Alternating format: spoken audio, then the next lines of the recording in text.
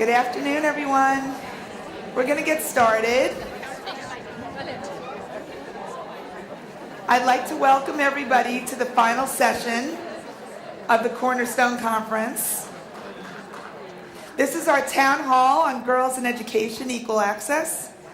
The IWF town halls were created to feature members who can speak to important issues that every one of us can act upon in our own communities. So today we want to take something away and do something when we go back home to our families, to our homes, and to our communities. They truly connect global and local. They're also an opportunity for attendees to participate. In the dialogue beyond asking questions, we encourage you to contribute both with comments and questions throughout the session. There are microphones in the middle.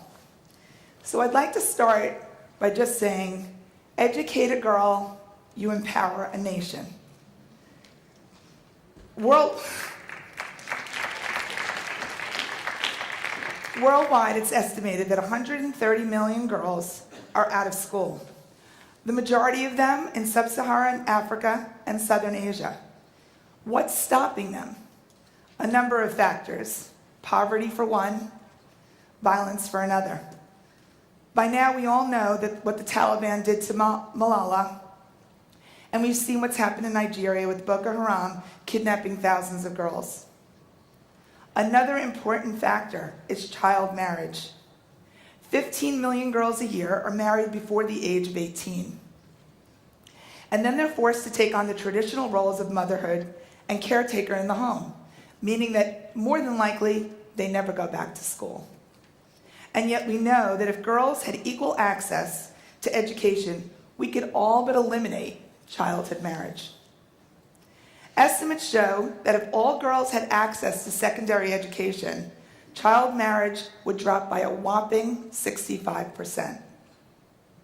For every year of secondary education a girl has, it's estimated that would delay marriage by at least twice that, and her income would rise by as much as 25%. Those are important statistics. And consider the ripple effects. Let me give you another example. India currently has one of the highest populations of girls who are not in school.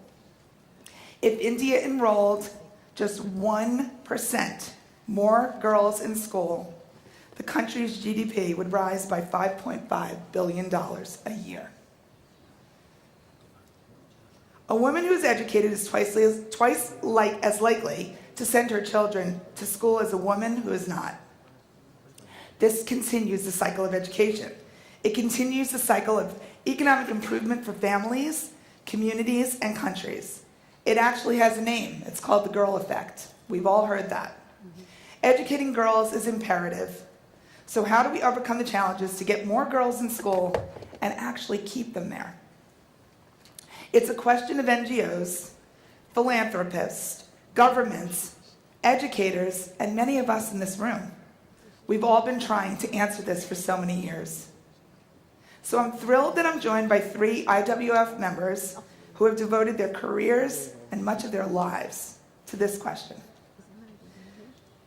Shamim Jawad is the founder and president of the Ayenda Foundation, an NGO that manages and operates schools for orphans and underprivileged children in Afghanistan.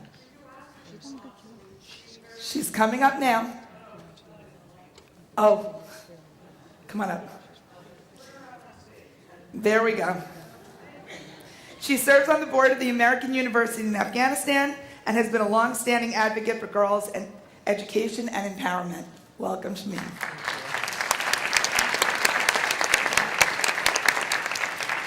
Malek El-Nimer is the founder of the Unite Lebanon Youth Project and the president of IWF Lebanon.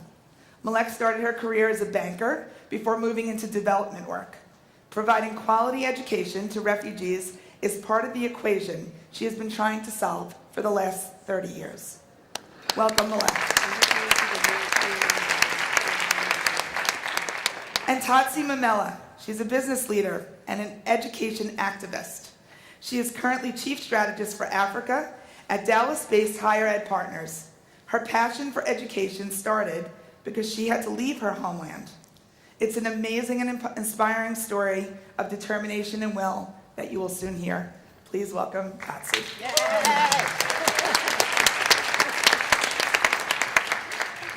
So thank you all for being here. We're going to get started again. Don't forget, interactive, join our conversation.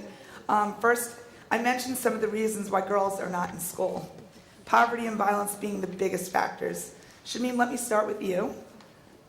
Afghanistan, it's been 18 years since the international community began supporting girls' education, spending upwards of $9 billion. And there's been improvement, right? But it's estimated that 40% of girls are still not in now in primary education, but that still leaves more than half. What are we doing about that? What can we do about that? Thank you. While Afghanistan's been one of the largest recipients of donors' funding in the recent years, but only between 2 to 6% of the funding was allocated to education sector. Bureaucratic impediment, corruption, low capacity, insecurity contributed to the fact that government often was not able to spend these funding.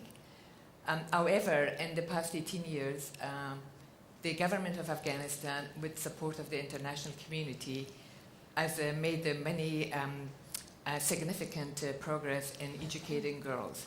9 million children are back to school, 40% are girls. But still, there are lots of children in Afghanistan that they are not in school. And there are challenges and obstacles that keeping these children from attending school. And to name a few, as you mentioned before, poverty. So most parents cannot afford to send their children to school. And children has to work to support families. Insecurity and attack on schools. Unfortunately, in the recent years, there's been an increase in insecurity and attack on the public schools that prevent girls from going to school. Most children, they have to walk for hours to get to school. And parents don't feel comfortable to send their children because they are afraid of landmines, suicide bombing, and roadside bombing, something so that prevent children to go to school. As you mentioned, child marriage. So child marriage is the biggest obstacle in girls' education. Every year, hundreds and thousands of girls between the age of 16 and 18 are married. And the reason for child marriage, the biggest reason is poverty. Most families, they have like 10 children. They cannot afford, so they don't give much value to girl. They know girl doesn't stay with them. They marry and they move to another family. So that's why then and also when they marry their girl, they receive a dowry, and the dowry money helps with the family, economical difficulties. Another reason is inequality in educational disparity. As I said, unfortunately, most parents don't feel the need to send their daughters to school. They just, unfortunately, don't value daughter as much because, as I said, they feel the son is the one who will take care of them, will stay with them when they are old. Then the daughter will marry, go somewhere else, so they don't invest in their daughters. And also a safe school environment. Access to separate bathroom for genders, access to sanitation products, awareness about puberty. Most girls don't know what's happening to their body. So there's shame, there's silence, there's embarrassment, there's fear. So these are all like preventing them from going to school. And additional to all the cultural impediments. So it's all norms that keeps them away from the school. Another a female teacher. Most fathers don't let their girl go to school if there's not a female teacher. And having a qualified female teacher in provinces is not something easy. Another major issue is community-based education. In Afghanistan, community-based education program is the only option or for girls to receive education in the provinces and in the remote area. And most provinces don't have access to this community-based education. And children with disability. We have, there was hundreds of millions of landmines in Afghanistan, so we have many victims of landmines. We have victims of suicide bombing, children, and also that they lost a leg or so they become disabled. And unfortunately, there's no system for these children, so that's why, that's another thing, that the obstacle for them to go to school. So these are some of the reasons, that for some of us, we probably don't think about it, but it is the fact in Afghanistan. And this is what it prevents children to attend school. Tatsi, I know everybody wants to hear your story.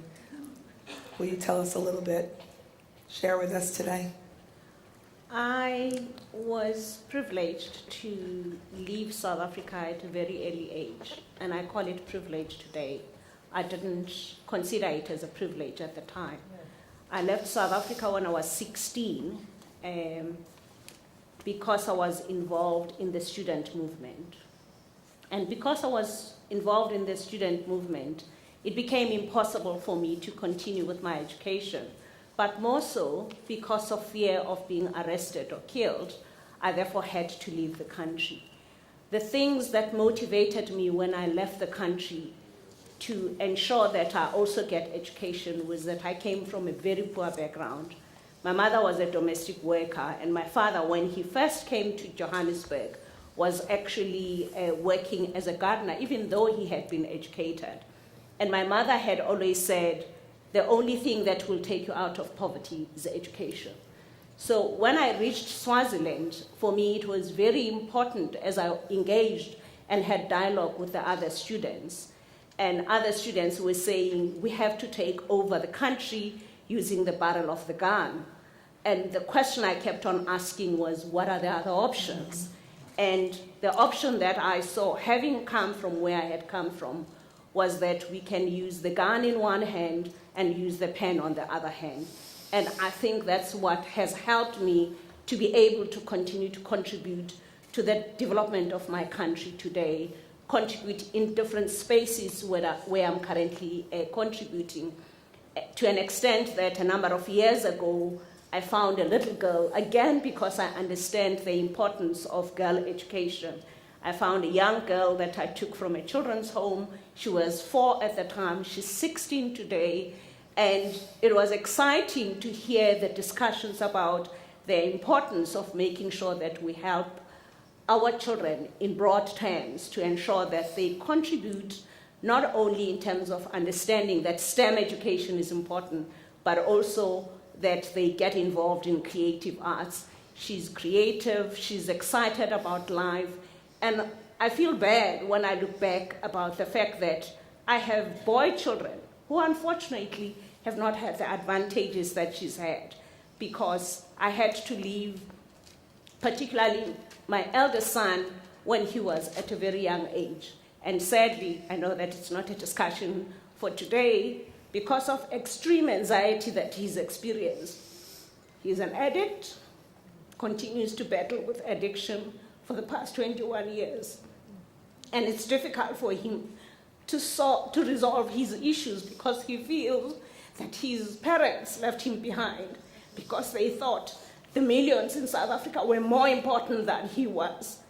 And the question that I always ask myself is, would I do it differently if I had to do it again? And I wouldn't. I did what I had to do at the time, and I wouldn't do it differently. And I understand it's his struggle, but it is his struggle.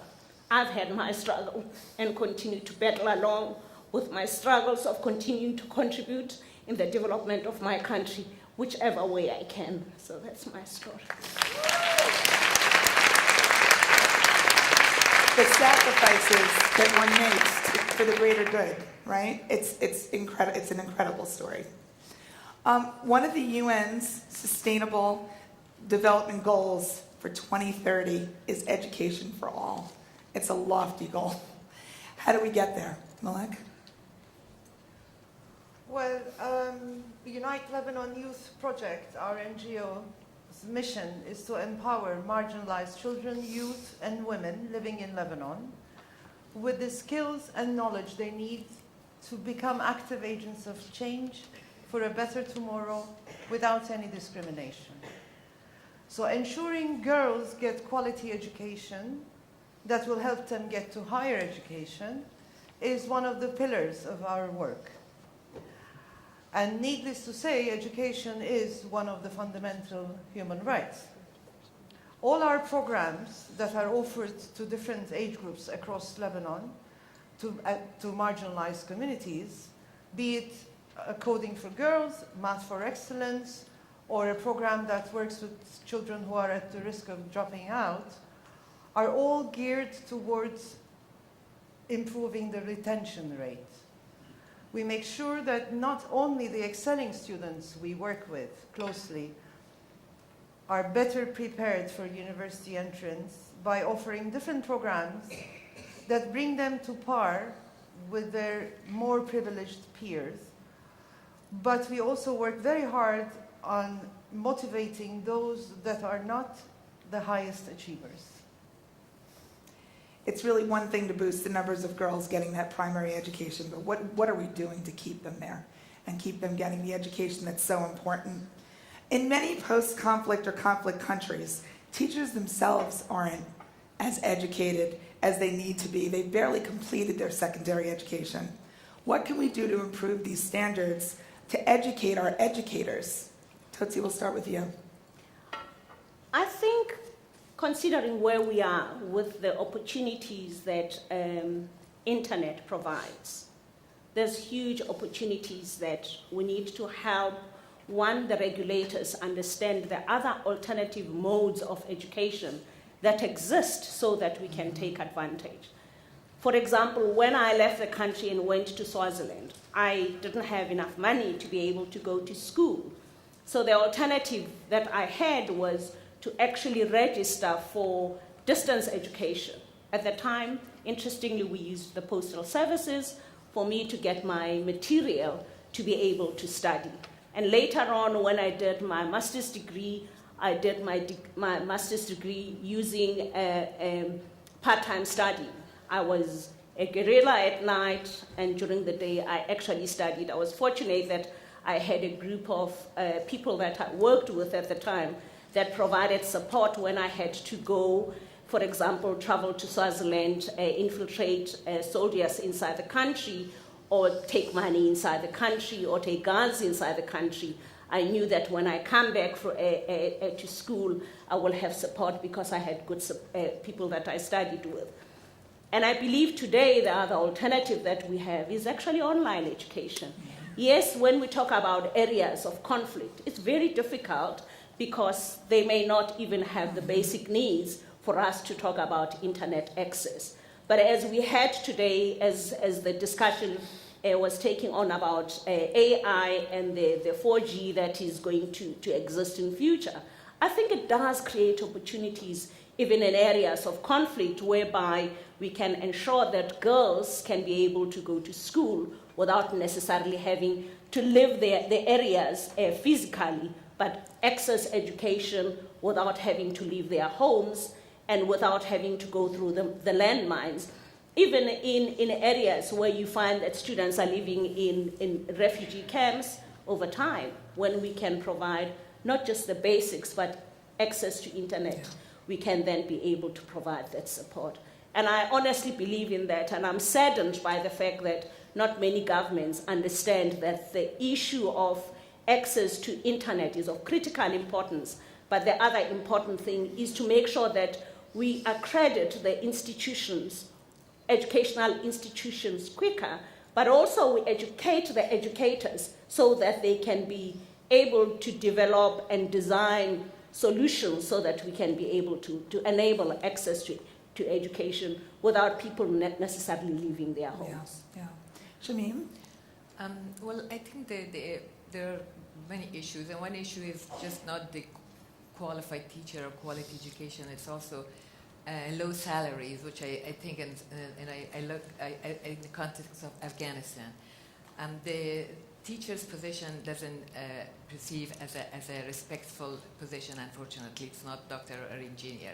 So it's a very low paid level. It's a salary the teacher receives. So as a result, a qualified teacher does not want to teach for a very low salary.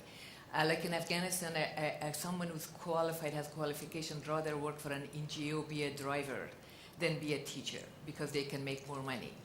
So I guess what we need to do, we need to provide teachers training program. In Afghanistan, there's an 80 teachers training program. It's not enough. There's like a 2 years continuing education. It's 14 years of schooling. So 12 years, to have only 12 years secondary education is not enough to be a qualified teacher. So you have to have another additional 2 years to make you a qualified teacher. And I think that should be standard in some of the developing countries, and some of the countries that qualified teacher is an issue, because I just speak from my experience. And especially like in countries like Afghanistan and Iraq, they have like 3 months of winter break or summer break. So this is when they can have actually a teachers training program for these teachers to train them. And an NGO can play a big role in providing these training program for teachers. And we have to motivate them to make that their career choice, Yes. right? Because of the importance that it plays in the world. I'm going to turn it out to the audience. Do we have any questions, comments? Anybody want to come to the mic? We're not doing it at the end. Oh. They want in between.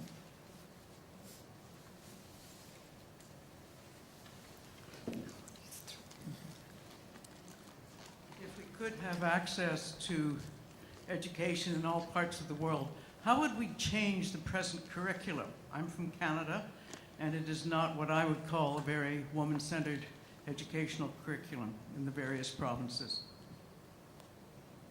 Who wants to take that?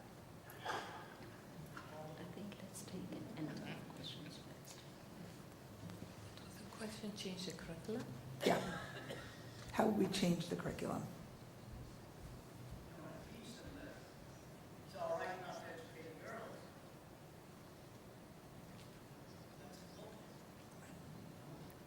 How to change that?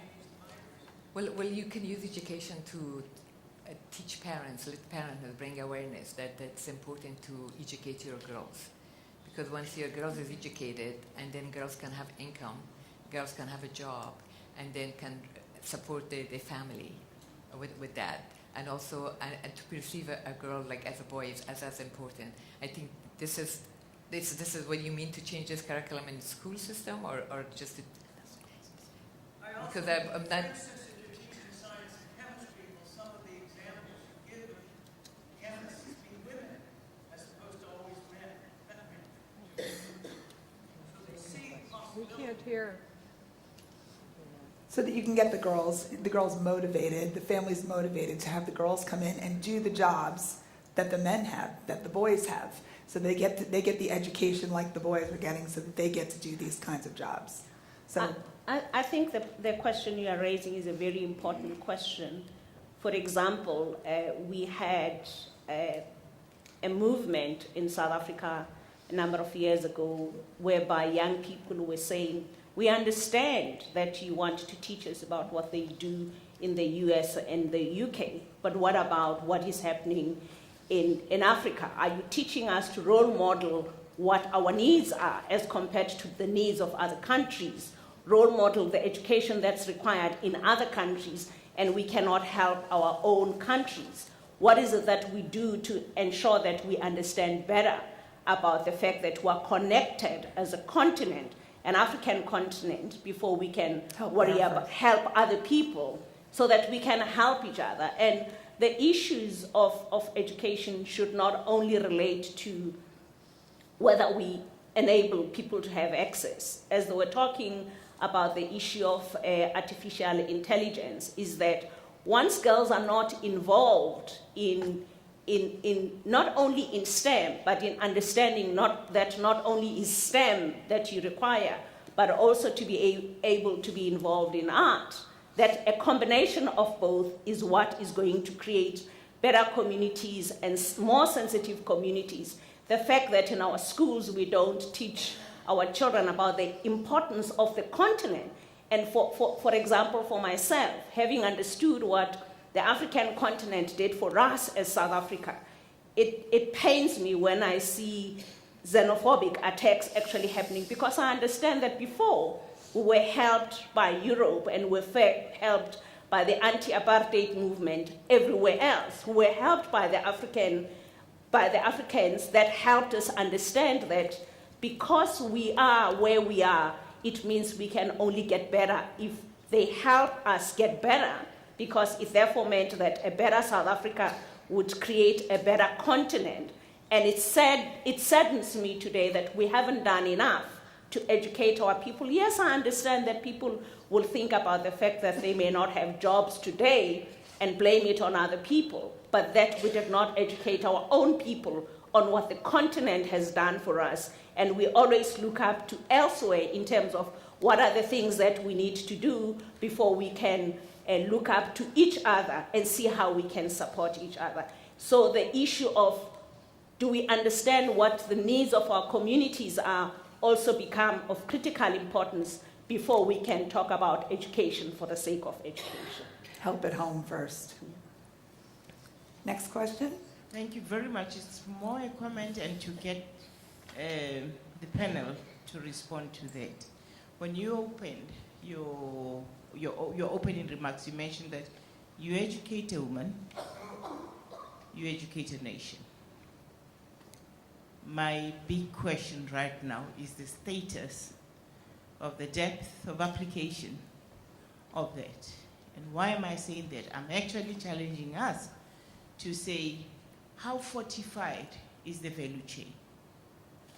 Is the mother present to ensure that what we feed the teachers is not garbage, as you know that garbage in is garbage out? Are we totally franchising our role as mothers and asking the surrogate parent, who's the teacher, to take over and produce something for us? How do we make sure that the value chain is as rich as it can be as women? Because what you produce from home is going to be bettered. That co-creation is bettered by the teacher. And I think the family and the mother and the father have a crucial role. And I would want to argue and put a hypothesis that the family is missing. So how do we continue to educate the parents? To educate the parents so that they are also teaching. They are also teaching, because it can't just be left to the teachers. Jameen?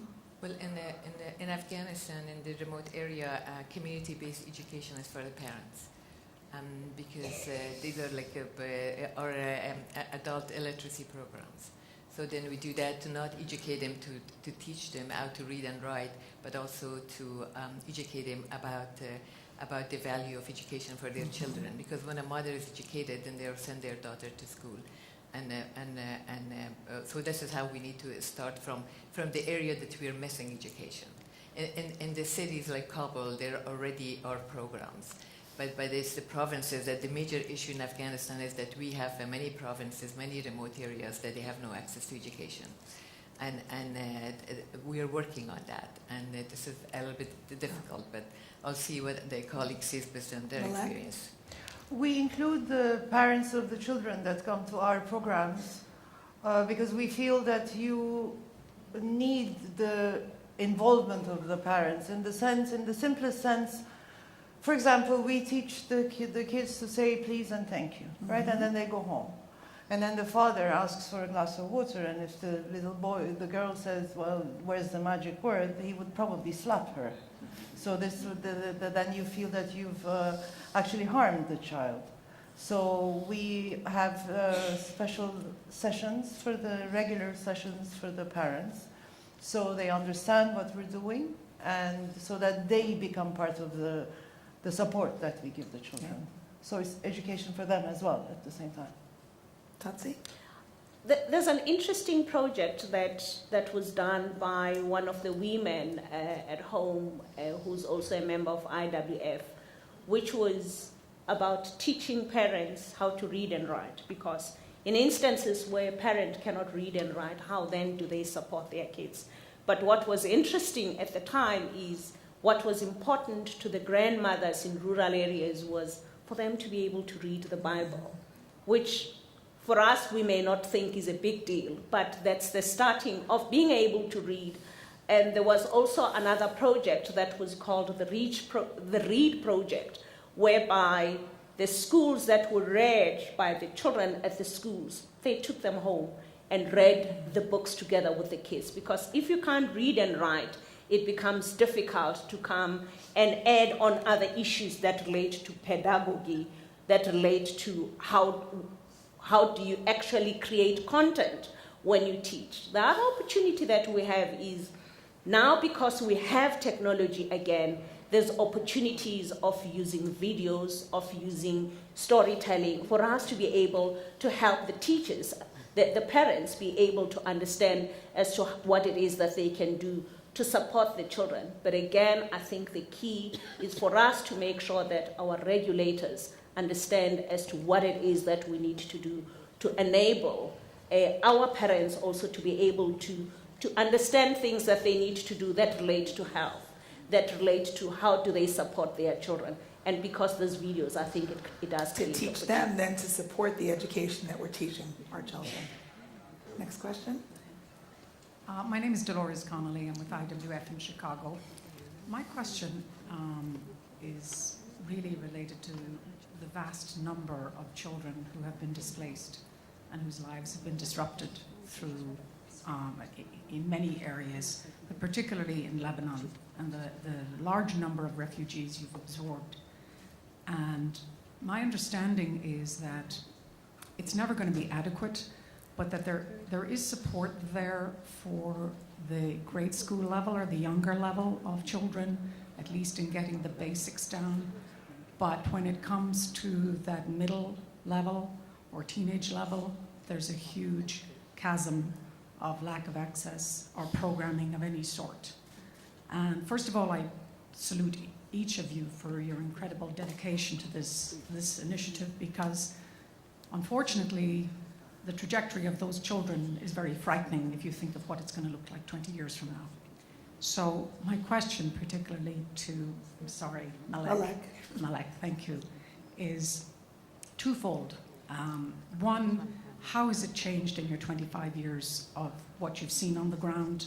Where are the improvements, if any? This is a remarkable group of women, and if you can give us any hope or any guidelines onto how we can drive things in a manner that might help you, we would very much welcome it. Thank you. Well, the Arab world hosts 35% of the world's refugees. In Syria alone, 6.1 million people have been internally displaced. 1 million has gone to Europe, and 3 million are in Lebanon and Jordan. 1.4% of the Syrian refugees are in secondary education.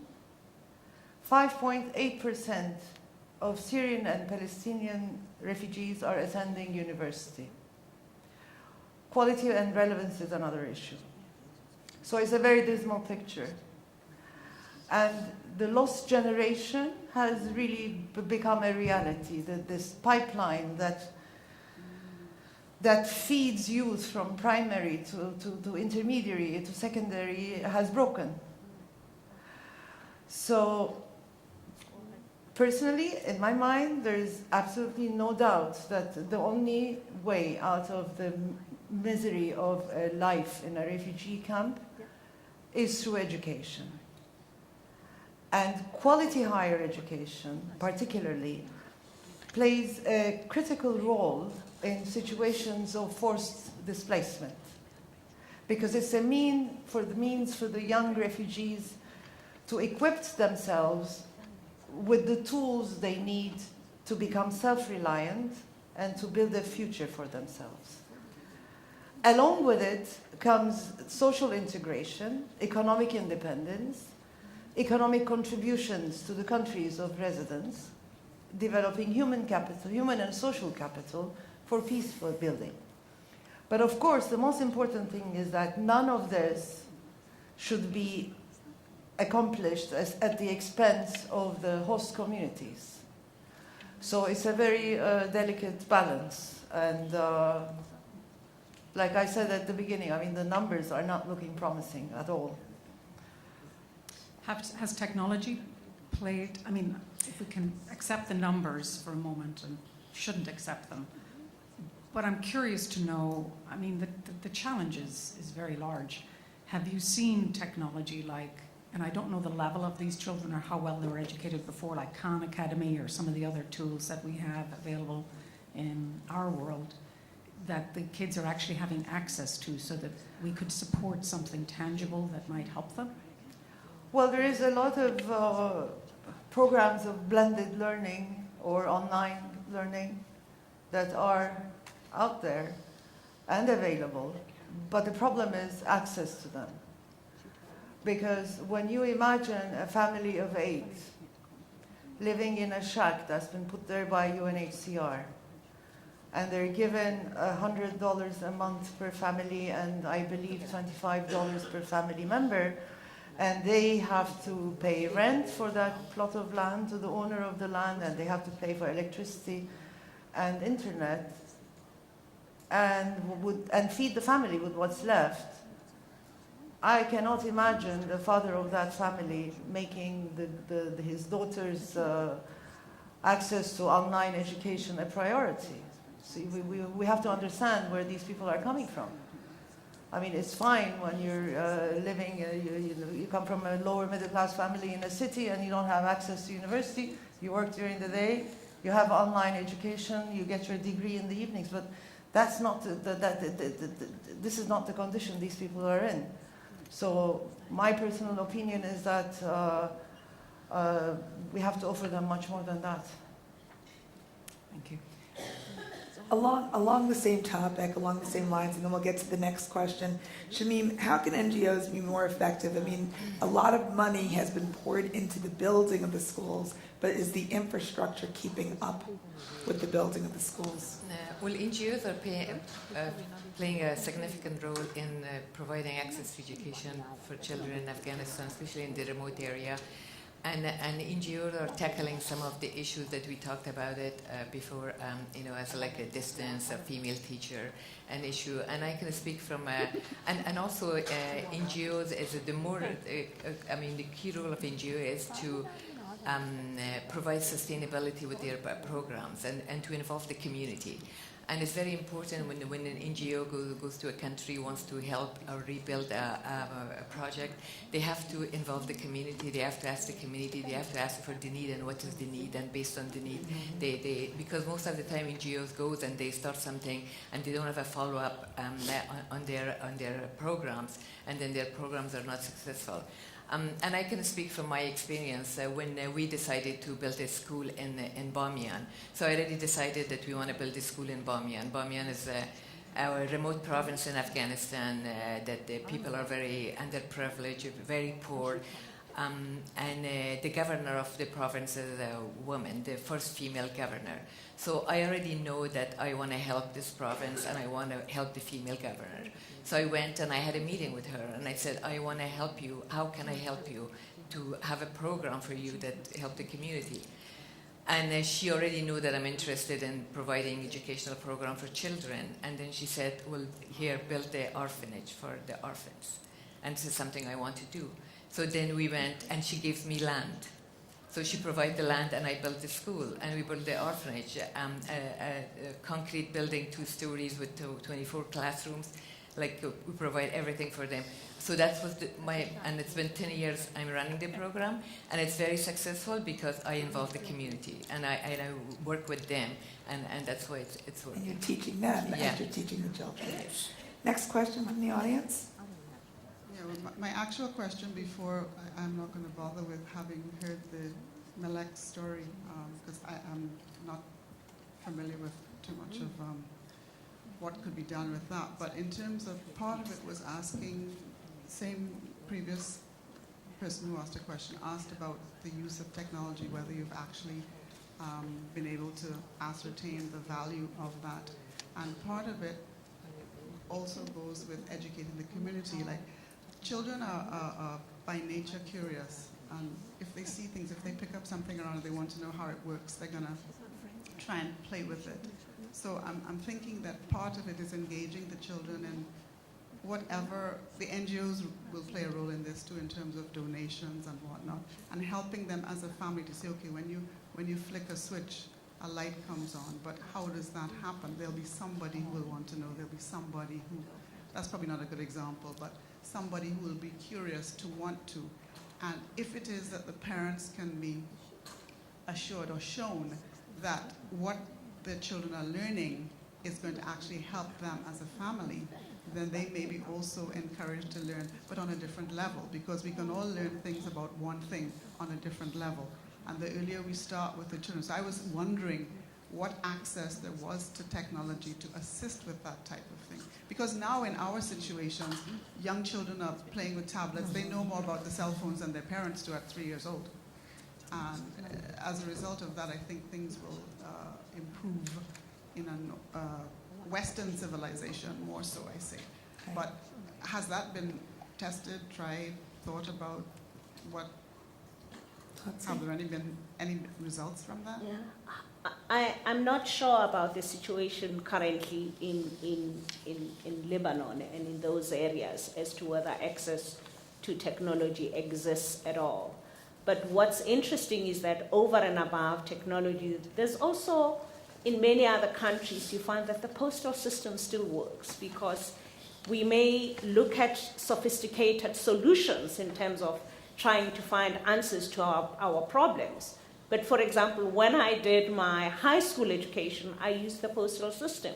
And it's sad, again, that in many of our countries, the postal services is not what it used to be in the past, because you can enable access using the postal services, whether it's access to banking or it's access to education, if that system is efficient and effective and it can get to places in the rural areas so that you can ensure that people can get their material in time. Because the teachers can also use that type of education to improve their education system so that they can make sure that they can teach better and be impactful as teachers. So the postal system becomes important over and above technology. Technology makes it easier and quick and more effective.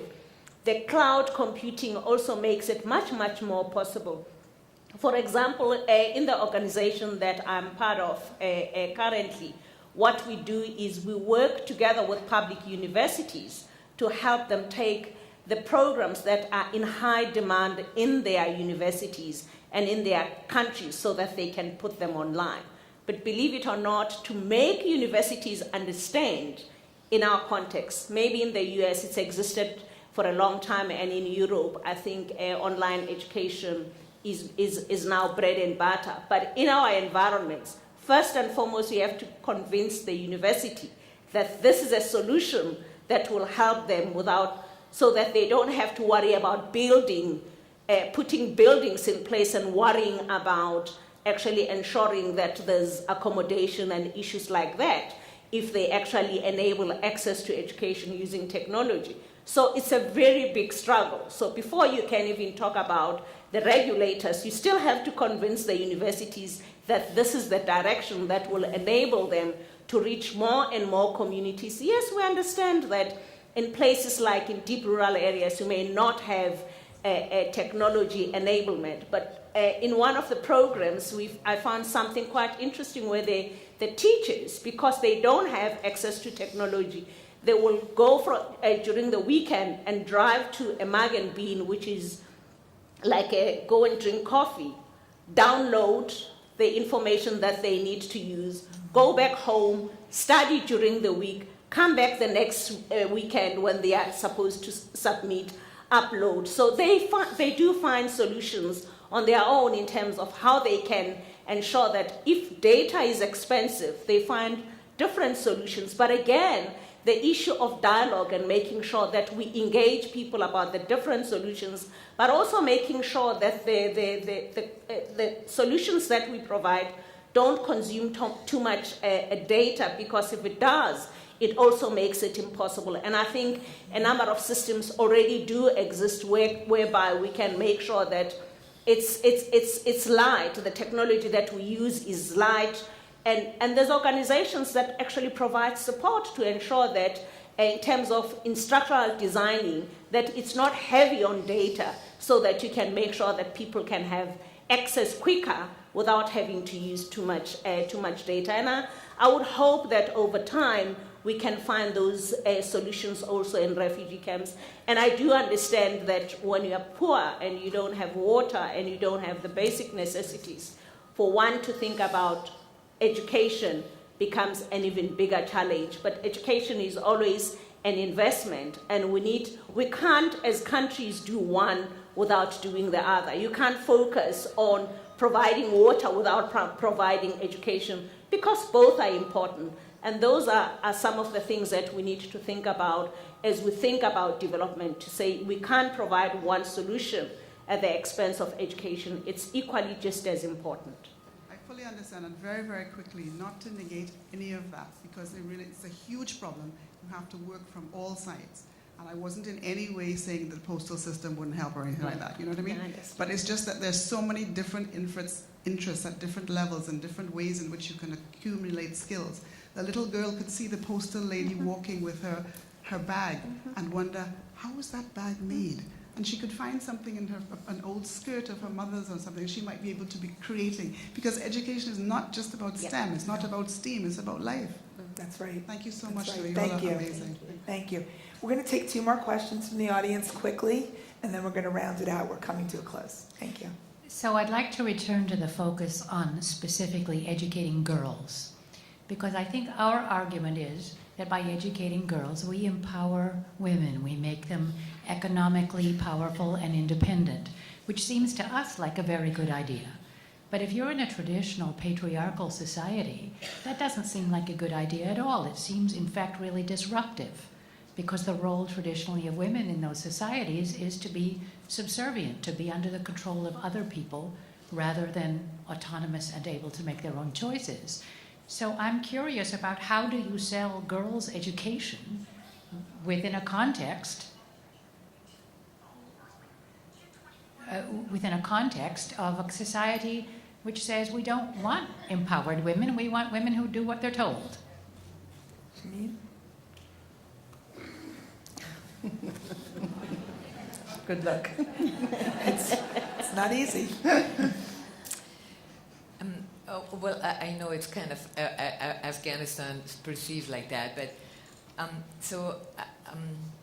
need to go back a little bit.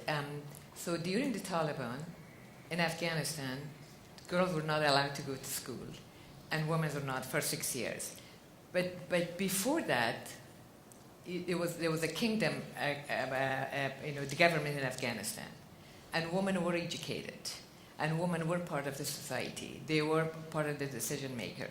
So what the image of Afghanistan is now is they think it's a country that girls are not allowed to because the family don't want it.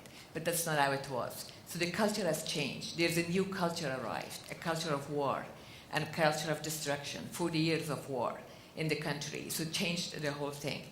So as a result, when the Taliban came in and they denied girls from their basic rights, which is the right to education, and made them stay home. There was no music, no school, no TV, no walking on the street, showing even your legs or your arms. So it was very a barbarian area. And then the elite of the country all left. They left actually after the Soviet Union invaded Afghanistan. So the one that they were actually are living in the capital city, and the one that were building the infrastructure in the country either got killed or left, and so this a new group arrived. And then all the civil war started, and the Mujahideen, and all these functional wars. And everybody fought for power. Nobody cared about women. Nobody cared about children, or about their education, or about their well-being. Everybody wants power for themselves. And then, of course, 9/11 happened. Of course, 9/11 was a sad incident to happen, but it bring an awakening to the world. and made the world realize what happens to some other part of the countries in some area that you are not aware of it. That what happens to women that nobody knows, like what happened in women in Afghanistan. And then every focus turned to Afghanistan. Everybody wants to support and everybody wants to help, and international community came to our support. So, and then the government, with the support of international community, started to rebuild the infrastructure and started to educate women and educate girls. We started, programs for empowering women. Lots of money and lots of effort went in that area. So now, 18 years later, so Afghan women are empowered again. They are back into the society. There's a whole generation of young, educated Afghan women that they're connected to the world through social media. So they know their democratic rights and they know their potential. So things are changing in the country. And I know still in the remote area, there are still families that they do not want to send their girls to school. And at the beginning of my conversation, I said why? Because there's lots of obstacles. So it's not just because the parents don't want to send their kids. It's just because there's so many challenges. They don't want to lose their child on the way to school, because security is one of a major challenge. So for us to kind of understand these things is a little bit difficult, but it is. That is the reality of the fact in the country. And that's why it's prevent them. It is cultural also, part of it is culture, but big part is insecurity and poverty. Okay. Thank you, Shameen. Last question before we close out. Yeah, so just one comment and then a question based on the last one.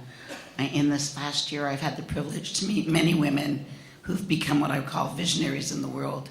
And when you ask them how they became that way, it was their fathers that really gave them the force to go forward, not their mothers. So I thought that was really interesting. We're talking about from Nigeria, we're talking about really countries which were very difficult, and it was the father that really got engaged. They fought to get the father engaged, but it's just a commentary that I think is interesting that we should look at. My question is, somebody that I met last year, his name is Johan Koss, and he has a foundation called The Right to Play International, and he goes into all of the refugee camps. And the woman from FIFA yesterday reminded me that if we think out of the box, many things that we do is through really sports and getting girls and getting guys and getting people engaged through sports. Even in my own country, when we have to get children back to school, I see that sports is one of the ways, and I haven't heard anything today about if that is used, not used, what do you think about it? Because it seems to be working in many, many places to get people into the environment where through sports you can get to education. So I'd like to see your comments on that. That's actually a great point, and that goes back to a point made earlier about some of the best education and best lessons we're getting are in real life in what we're doing. Does anybody have experience with sport being powerful? Well, I mean, I know there are organizations that work with children, the same community that we work with, and they specialize in sports. There's one that's called PACES, for example, that has it's just football. But I'm not sure, and I don't want to say anything wrong about how that relates into children staying in school. Probably with the sports comes a certain discipline, a certain belonging, and I'm sure it makes a difference. But at least in our community, the best football players are not necessarily the highest achievers academically. So I don't know if it's the same everywhere else.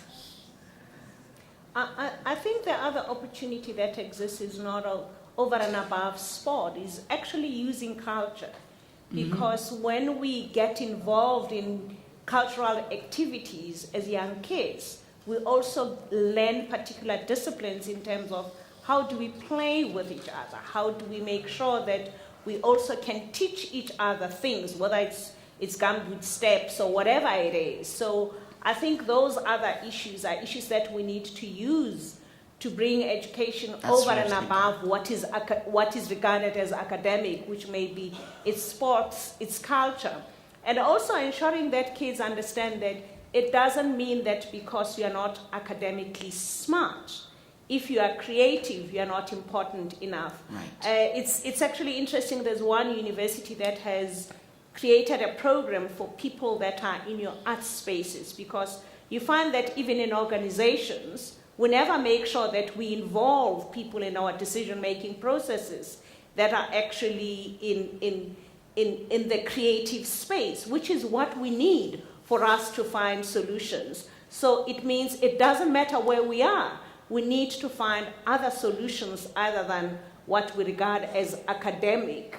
Thinking out of the box. Exactly, thinking out of the box, because creative people in many instances will come with solutions that are different from what a financial person may not necessarily come up with. So those are the things that we need to think about in all spaces. Thank you.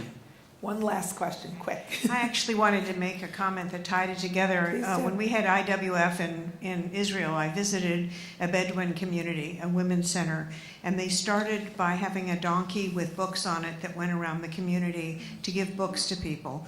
And then they began a youth leadership program where they brought the kids in and had them interview their elders about their traditions and food, and they created a book. And so the families let them do that. And then the women were taught how to do a traditional embroidery, and their husbands let them come because they were bringing in money.